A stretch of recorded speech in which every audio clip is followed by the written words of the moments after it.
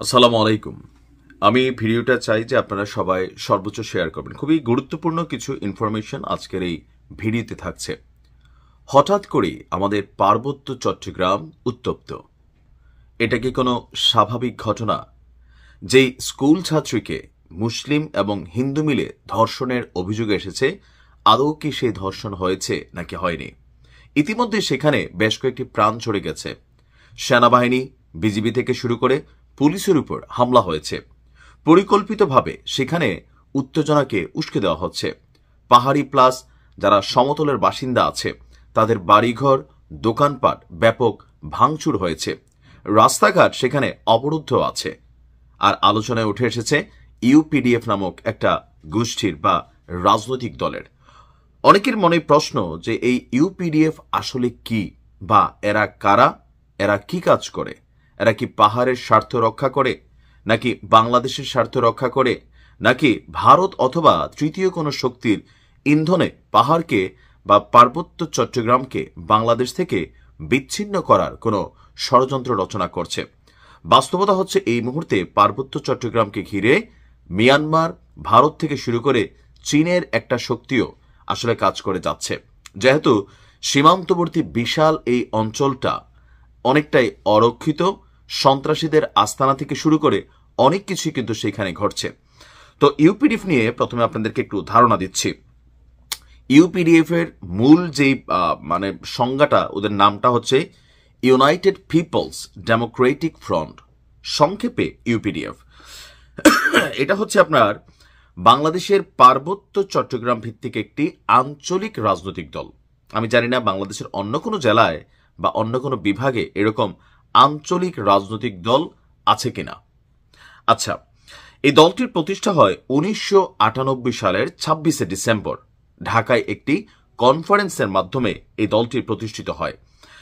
আর শান্তিপূর্ণ গণতান্ত্রিক পথে পার্বত্য চট্টগ্রামের স্বায়ত্ত শাসন প্রতিষ্ঠা করতে চায়। অর্থাৎ সেইখানে তারা বাংলাদেশের ভিতরে আমরা যেমন স্বায়ত্তশাসিত কোনো অঞ্চল আর আলাদা আছে কিনা আমার জানা নেই, কিন্তু এই সংগঠনটা চায় পার্বত্য অঞ্চলকে স্বায়ত্ত শাসন করতে। ফর এক্সাম্পল, যেমন ঢাকা ইউনিভার্সিটি, জাহাঙ্গীরনগর বিশ্ববিদ্যালয়, রাজশাহী বিশ্ববিদ্যালয়, এগুলো জাতীয় বিশ্ববিদ্যালয় থেকে আলাদা, এগুলো স্বায়ত্তশাসিত বিশ্ববিদ্যালয়। আর আমরা যে এখানে পড়াশোনা করি ন্যাশনাল ইউনিভার্সিটি, এটা সারা বাংলাদেশের যতগুলো কলেজ আছে সেগুলো একটা সিস্টেমে চলে। আর ইউনিভার্সিটিগুলোর মধ্যে 6টা-7টি ইউনিভার্সিটি আলাদা চলে। তো ওই রকম আলাদা একটা স্বায়ত্তশাসিত অঞ্চল হিসাবে তারা পার্বত্য চট্টগ্রামকে প্রতিষ্ঠা করতে চায়। আপনার আমরা যদি দেখি যে এদের আসলে রাজনৈতিক অবস্থান কি, বা ধরেন স্থানীয় মানুষ এদেরকে কিভাবে দেখছে, বলা হয়ে থাকে যে এই রাঙামাটিতে এই যে বর্তমানে যে ঘটনাগুলো ঘটছে, এই ঘটনাগুলোর পেছনে এই ইউপিডিএফ বা যুগ্ম ছাত্র পরিষদের সদস্য যারা, যুগ্ম ছাত্র পরিষদ এই নামটা ইদানিং আলোচনায়, কারণ স্কুল ছাত্রীকে ধর্ষণের ঘটনায় তারাই মাঠে নেমেছে। আর এখানে যারা 4 জন নিহত হয়েছেন দাবি করা হয় তারা নাকি এই সংগঠনেরই ছাত্র, তবে এরা প্রত্যেকেই ইউপিডিএফ এরই আসলে সদস্য। তো তাদের এথিক্সটা নিশ্চয়ই বুঝতে পারছেন। সর্বশেষ 2001 সালে 8ম জাতীয় সংসদ নির্বাচনে এই ইউপিডিএফ এর 2 জন প্রার্থী সেখান থেকে তারা কি বলা হয় যে আপনার প্রার্থী হন, কিন্তু দুজনেই সেখানে পরাজিত হন। পার্বত্য চট্টগ্রামকে বিচ্ছিন্ন করতে পারলে কাদের লাভ? এখানে ভারতের একটা অংশ শক্তভাবে কানেক্টেড। আপনি যদি বিজেপি সরকারের মন্ত্রীদের বিভিন্ন সময়ের কথাবার্তা শুনেন, তারা বরাবরই পার্বত্য চট্টগ্রামকে ঘিরে নানান ধরনের বক্তব্য দিয়ে থাকেন। ইভেন সিলেটের বেশ কিছু অঞ্চলকেও তারা কিন্তু টার্গেটে নিয়েছিলেন। তো এই মুহূর্তে পার্বত্য চট্টগ্রামের অভ্যন্তরে রাজনৈতিক খেলা চলছে, দেশি বিদেশি। আর আমাদের বাংলাদেশে যেটা হয়, যে দলগুলো আমরা ক্ষমতা থাকি তারা একরকম ভাবি, আর আমরাই আবার যখন ক্ষমতা থেকে সরে যাই অন্যরকম ভাবি। আমরা যখন ক্ষমতায় থাকি আমরা দেশের সর্বোচ্চ ভালো চাই, আর আমরা যখন ক্ষমতা থেকে সরে যাই তখন আমরাই দেশকে অস্থিতিশীল করতে, ছোট ছোট ঘটনাগুলোকে বড় আকারে বানাতে আমরা নানান ধরনের অপকর্মে টাকা পয়সা জনবল সবকিছু বিনিয়োগ করি। এখন এই মুহূর্তে সরকারের বক্তব্য সেখানে লীগ কাজ করতেছে, লীগের বক্তব্য সরকার তলে তলে অনেক কিছু করে ফেলতেছে। আসলে সেখানে কি হচ্ছে। আমি সাধারণভাবে সোজা বাংলায় বুঝি, বাংলাদেশের ভূখণ্ডের মধ্যে যতটুকু অঞ্চল আছে প্রতিটা অঞ্চলকে সরকার প্রায়োরিটি দিতে হবে। পাহাড়ে বসবাসকারী বিভিন্ন ক্ষুদ্র নৃগোষ্ঠী, আপনার হচ্ছে বিভিন্ন জনগোষ্ঠী, বিভিন্ন যে সম্প্রদায় আছে, তাদের জীবন মান, শিক্ষা, নিরাপত্তা সবকিছু নিশ্চিত করতে হবে। পাহাড় বনাম বাঙালি বা সমতলবাসী, আমি আমার ভিডিওর প্রথমে যে শব্দগুলো ব্যবহার করলাম, এই শব্দগুলো বা এই ন্যারেটিভগুলো আমাদের মধ্যে ঢুকিয়ে দেওয়া হয়েছে। তবে পাহাড়কে ঘিরে আজকে না, বাংলাদেশ স্বাধীনতার পর থেকে বিভিন্ন সময় বিভিন্ন শক্তির নানা ধরনের পরিকল্পনা কিন্তু সেখানে বাস্তবায়নের চেষ্টা চলেছে। আর এ লক্ষ্যে সর্বশেষ মেজর জিয়াউর রহমান, শহীদ রাষ্ট্রপতি জিয়াউর রহমান, তিনি কিন্তু সেখানে বাংলাদেশিদের সাথে মানে পাহাড়ের সেই গোষ্ঠীগুলোকে ব্যালেন্স করতে সাধারণ মানুষ যারা আমরা বিভিন্ন এলাকার আছি তাদেরকে কিন্তু সেখানে পুনর্বাসনের একটা পরিকল্পনা করা হয়েছিল, এমনকি সেটা অনেকটা সফল হয়েছিল।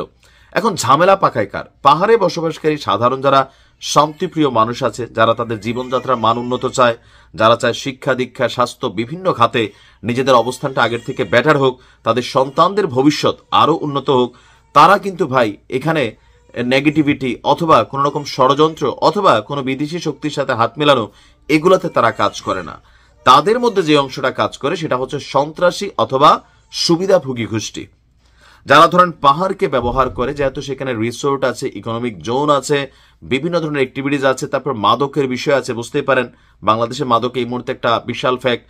সো ওই রকম গোষ্ঠী যারা অপহরণ, কিডন্যাপিং, তারপর হচ্ছে যে লুটপাট, চাঁদাবাজি অথবা মাদক ব্যবসায়ী, তারা কিন্তু সেখানে আরেকটা সিন্ডিকেট করে। আপনি প্রায়ই দেখবেন সেখানে বিজিবির সাথে, সেনাবাহিনীর সাথে পাহাড়ি সংগঠনগুলোর বিভিন্ন সময় কি বলা হয় যে সংঘর্ষ হয়।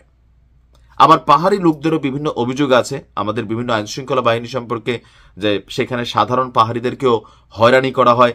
তবে সবকিছু মিলিয়ে এই মুহূর্তে পার্বত্য চট্টগ্রামে যা চলছে, আমরা যা দেখছি, ভেতরের গল্প কিন্তু অন্য কিছু। সেনাবাহিনীকে সজাগ থাকতে হবে, আইন শৃঙ্খলা বাহিনীকে এই মুহূর্তে 144 ধারা জারি করা আছে। অনেক পর্যটক সেখানে আটকা আছে, সেনাবাহিনীর সহায়তায় অনেকে ফিরে আসছেন, অনেকে সেখানে এখনো রয়েছেন। যান চলাচল বন্ধ, স্কুল কলেজ বন্ধ, এভাবে কিন্তু স্থবির হতে পারে না। প্রশাসনকেও আইন প্রয়োগের বেলায় সফটনেস থাকতে হবে। তবে যদি বাংলাদেশ নিয়ে কোনো ষড়যন্ত্র, এবার সেই পাহাড়ের লোক হোক, বাংলাদেশের লোক হোক, পার্বত্য চট্টগ্রামকে নানান ধরনের ষড়যন্ত্র রচিত করার পেছনে যদি কোনো হাত থাকে, এদেরকে ভাই সোজা ঝুলাই দিতে হবে পাহাড়ে। আমি এটার পক্ষে। এই মুহূর্তে বাংলাদেশকে অস্থিতিশীল করার জন্য পাহাড়কে নিয়ে গভীর ষড়যন্ত্র চলছে। আর আমার কাছে হয়তো এরকম তথ্য নাই, বাট এতটুকু বুঝতে পারি ভারত সেখানে খেলছে। আর এই খেলা থেকে কোথাও না কোথাও বাংলাদেশকে রক্ষা করতে হবে। পাহাড়ের জনগণ আমরা যারা আছি, সমতলের জনগণ আমরা যারা আছি, আমাদেরকে গুজবে উস্কানিতে পা দেওয়া যাবে না। এখানে যাই ক্ষতিগ্রস্ত হবে, এটা বাংলাদেশের ক্ষতিগ্রস্ত হবে। আমরা চাই সুন্দর একটা সুষ্ঠু সমাধান। যদি ওই মেয়ে ধর্ষিত হয়ে থাকে, তাকে যারা ধর্ষণ করেছে প্রকাশ্যে নগদে শাস্তি দিতে হবে। ভালো থাকুন। আসসালামু আলাইকুম।